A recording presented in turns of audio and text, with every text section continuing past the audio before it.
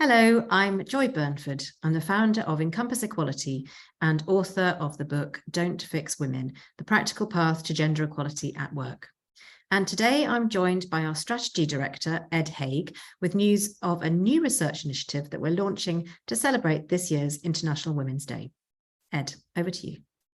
Yeah, thanks, Joy. I'm really pleased to announce that today marks the launch of a major new research initiative supporting this year's International Women's Day theme of Embrace Equity and our ongoing mission to help organisations to retain women and close their gender pay gaps.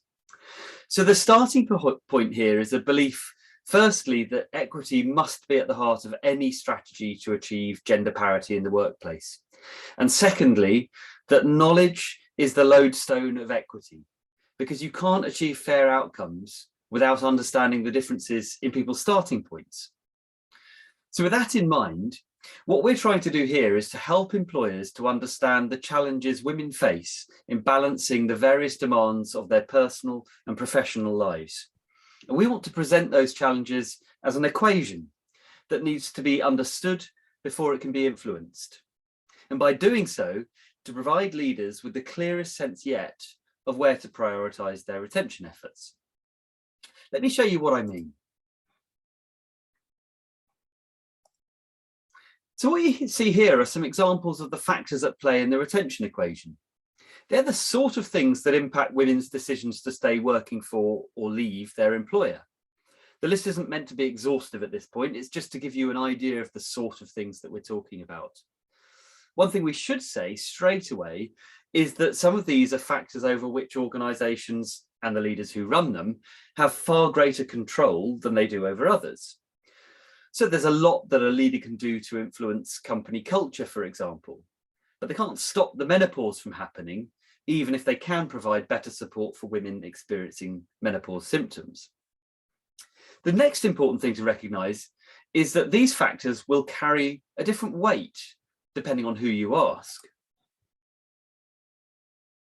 So in the example we're showing here, flexibility is a much bigger factor than the availability of training and development immediately above it.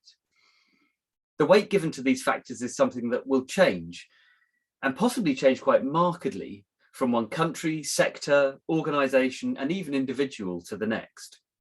And that's one of the main things we want to understand through our research. So having established the various weighting given to each of our factors, we can then plot them onto our retention equation. The idea of an equation is something we've arrived at following extensive qualitative and quantitative research with women. It almost certainly has applicability for men too, but the focus of our research is women, and it's women for whom getting the equation to balance is often a particularly tricky task. What do I mean by balance? Well, having determined the relative weight of each of the factors, we then need to take account of whether those factors are seen to have a positive or a negative influence on decisions to stay or go. That's what we're showing here. So in our example, people are very positive about some of the factors that carry the greatest weight, things like the team they work with, the job itself, and the flexibility that exists in terms of where and how they do the job. By contrast, things like menopause symptoms, childcare, and salary and benefits are seen much more negatively in this example. Don't worry about the detail of that for now, because that's exactly what we need to test. It's the concept that matters and that I wanted to introduce to you for now. What's most important here is to recognise that the equation is influenced by both the weight and placement of each of the factors. So something that carries relatively little weight and which sits near the centre of our diagram, something about which opinions are relatively neutral, in other words, will have far less of a bearing on the equation than something that carries a lot of weight and sits at either extremity. The equation is deliberately designed to look like a seesaw, because that's how we want you to think of it. In the example we're showing here, the equation's clearly weighted towards people staying. But imagine what would happen if we took a factor like support from line managers and made it more negative. It's pretty easy to see that that would be enough to tip the equation in the other direction and create a situation in which people were more likely to leave. Now, being able to draw this equation precisely is the first aim of our research. And we hope that what it tells us in terms of how the situation changes from one country, sector and organisation to the next will be instructive in its own right.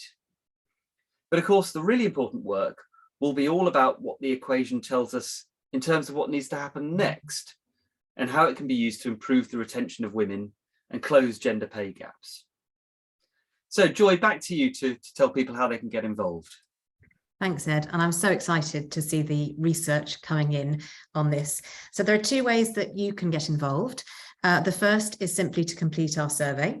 It's pretty simple to do and shouldn't take you more than about 10 minutes to complete.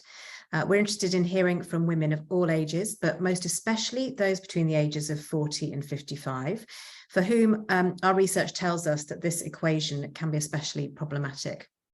So head over to our website at encompassequality.com and you'll find a link to the survey on there.